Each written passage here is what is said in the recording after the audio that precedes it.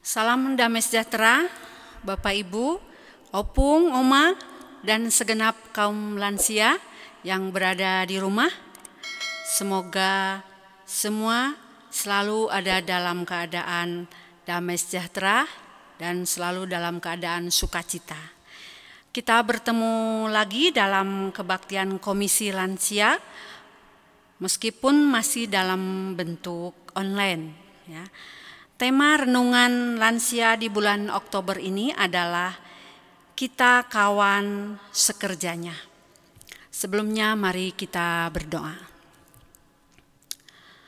Bapa kami yang ada di surga, kami datang ke hadirat-Mu ya Bapa. Kami akan melakukan ibadah lansia.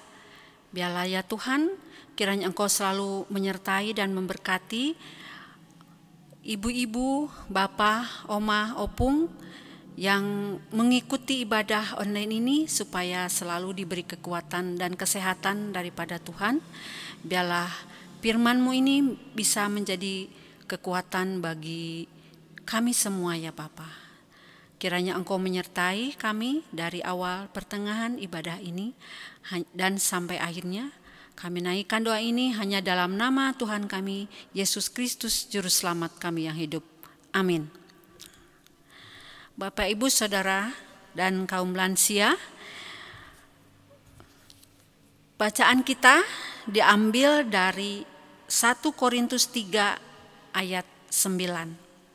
Dan sekali lagi tema kita adalah kita kawan sekerjanya.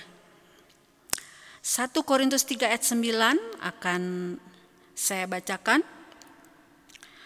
Karena kami adalah kawan sekerja Allah. Kamu adalah ladang Allah, bangunan Allah. Nah, Bapak, Ibu, Saudara, kaum lansia, apakah setuju kalau dikatakan bahwa manusia itu adalah makhluk sosial? Tentu setuju ya. Nah, kenapa disebut sebagai makhluk sosial? Karena manusia membutuhkan bantuan orang lain dalam melakukan segala sesuatu. Ya, tentu kita tahu bahwa sejak kita lahir sampai kita menghadap Sang Pencipta, kita membutuhkan bantuan orang lain. Begitu pula ketika kita bekerja atau turut dalam suatu pelayanan, tentu kita tidak bisa bekerja dan melayani dengan sendiri saja. Ya.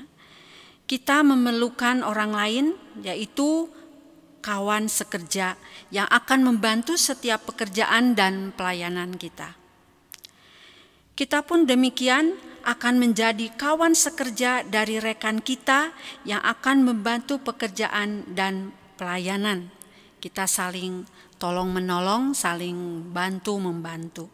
Oleh karena itu, seyogyanya kita perlu saling tolong-menolong sebagai kawan sekerja agar setiap pekerjaan dan pelayanan yang nantinya berhasil bukan menjadi keberhasilan perseorangan atau individu, melainkan keberhasilan bersama. Namun demikian, tidak mudah menjalin kerjasama dengan rekan sekerja. Ada saja tantangan dan pergumulan yang dihadapi. Tantangan tersebut bisa datang dari diri kita sendiri maupun dari rekan sekerja kita. Ya.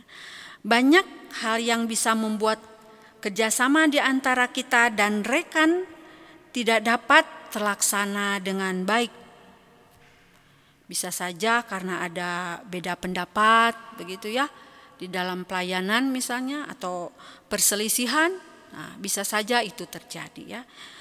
Tantangan terbesar yang bisa terjadi yaitu persaingan dan sikap yang menunjukkan kesombongan diri dengan mengatakan bahwa ia lebih hebat dari yang lainnya. Ketika kedua perasaan itu sudah ada dalam diri, maka pekerjaan dan pelayanan akan terganggu dan hasilnya pun tidak akan maksimal. Bapak, Ibu, Saudara kaum lansia, persaingan dan kesombongan dari diri juga ada dalam jemaat di Korintus. Nah, pada saat itu terjadi perselisihan di jemaat Korintus. Oleh karena itu, Paulus dalam suratnya yang pertama kepada jemaat di Korintus mengingatkan mereka yang terbagi ke dalam kelompok-kelompok yang ada di situ, baik kelompok Paulus maupun kelompok Apolos. Jadi mereka, jemaat-jemaat di Korintus itu mengidolakan, ada yang mengidolakan Paulus, ada yang mengidolakan Apolos. Ya, tentu saja mungkin mereka melihat ada kelebihan dari Paulus, ada kekurangannya. Begitu pula jemaat melihat ada kelebihan dari Apolos dan mungkin ada juga kekurangannya dari Apolos. Sehingga mereka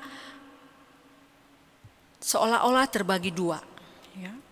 Paulus mengingatkan agar mereka tidak perlu menyombongkan diri mereka dengan mengatakan bahwa kelompok mereka lebih hebat dari kelompok yang lain. Mereka pun tidak boleh saling bersaing. Mereka harus menyadari bahwa sesungguhnya mereka, baik Apolos maupun Paulus, adalah rekan sekerja Allah.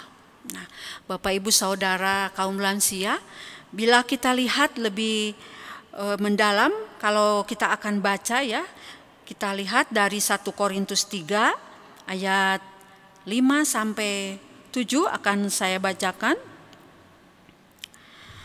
Jadi, apakah Paulus pelayan-pelayan Tuhan yang olehnya kamu menjadi percaya, masing-masing menurut jalan yang diberikan Tuhan kepadanya. Aku menanam, Apolos menyiram, tetapi Allah yang memberi pertumbuhan. Karena itu yang penting bukanlah yang menanam atau yang menyiram, melainkan Allah yang memberi pertumbuhan. Nah, di sini jelas sekali bahwa Paulus ingin mengingatkan jemaat di Korintus bahwa Apolos dan dirinya sama-sama bekerja untuk melayani Tuhan, sama-sama menjadi kawan sekerja Tuhan, ya. Karena di sini katakan bahwa Allah yang memberikan pertumbuhan. Jadi bahwa Apolos dan Paulus adalah rekan sekerja Allah yang dipercayakan oleh Allah. Jadi pernyataan yang diungkapkan tadi oleh Paulus, apakah Apolos, apakah Paulus, ditambah dengan penjelasan dan pernyataan Paulus bahwa Paulus menanam, Apolos menyiram, tetapi Allah yang memberikan pertumbuhan, merupakan sikap kerendahan hati daripada Paulus. Melalui pernyataan tersebut, Paulus menyadari bahwa ia dan Apolos bukanlah siapa-siapa. Sesungguhnya kerja keras dan keberhasilan yang mereka lakukan dalam pelayanan dan menyebarkan ajaran Kristus akan sia-sia jika Allah tidak berada di pihak mereka. Dengan demikian, rasa sombong dan persaingan hendaknya tidak boleh ada dari jemaat di Korintus. Tadi dijelaskan bahwa di dalam ayat 9,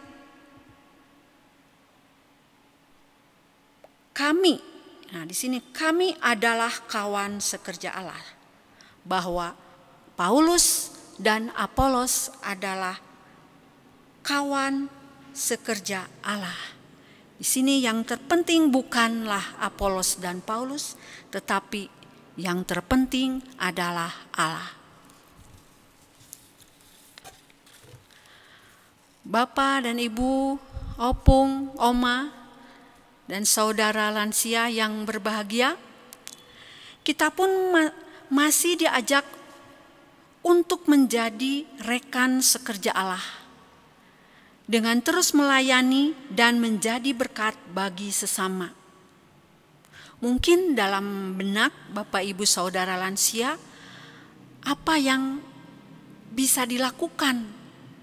Kita sudah rentak, jalan pun susah, ingatan pun sudah berkurang. Apa yang kita bisa lakukan? Mungkin ada pertanyaan seperti itu. Tetapi yakinlah ya, bahwa kita pun masih bisa melakukan sesuatu untuk sesama dan untuk Tuhan.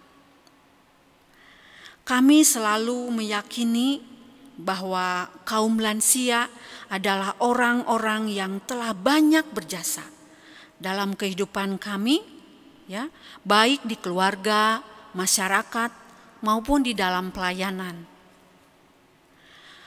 Bapak, Ibu, saudara lansia masih bisa berkarya atau masih bisa menjadi kawan sekerja Allah. Misalnya, tetap menjadi pendoa syafaat bagi keluarga, yaitu untuk anak-anak, untuk cucu, untuk keluarga, kemudian juga bagi persekutuan jemaat kita, kemudian juga bagi bangsa dan negara kita yang akhir-akhir ini dalam keadaan yang kurang baik. Bisa pula Bapak, Ibu, saudara lansia menjadi penasehat bagi kaum muda dan memberikan pengalaman-pengalaman yang baik atau memberikan nasihat-nasihat yang baik bagi yang lebih muda. Melalui keberadaan kita dimanapun berada, baik di dalam pelayanan, keluarga, pekerjaan, masyarakat, hendaknya kasih Kristus dapat kita hadirkan. Dalam menghadirkan kasih-Nya, kita dapat bekerja dengan orang lain, baik yang sesama lansia, ataupun dengan yang lebih muda, yang juga merupakan rekan sekerja Allah. Yang tua menghargai yang muda menghormati yang tua. Kita saling membutuhkan, kita saling menopang.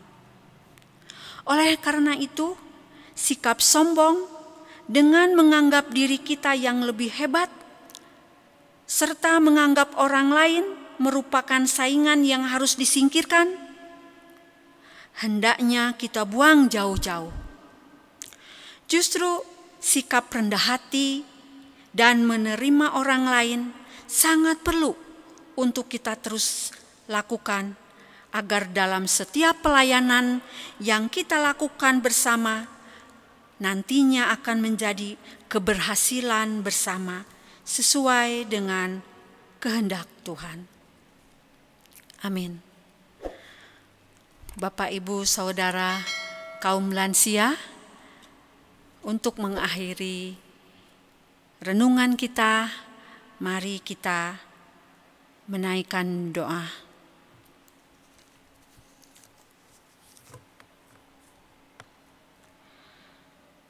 Bapa kami yang ada di surga, terima kasih atas penyertaan-Mu pada saat ini. Kami diingatkan kembali untuk menjadi kawan sekerja Allah dalam kehidupan ini, meskipun di usia kami yang sudah tidak muda lagi. Berilah kesehatan dan kekuatan kepada kami untuk melalui kehidupan ini dengan bahagia dan penuh dengan sukacita. Terima kasih Tuhan Yesus. Kami naikkan doa ini hanya dalam nama Tuhan Yesus, Tuhan dan Juru Selamat kami yang hidup. Amin.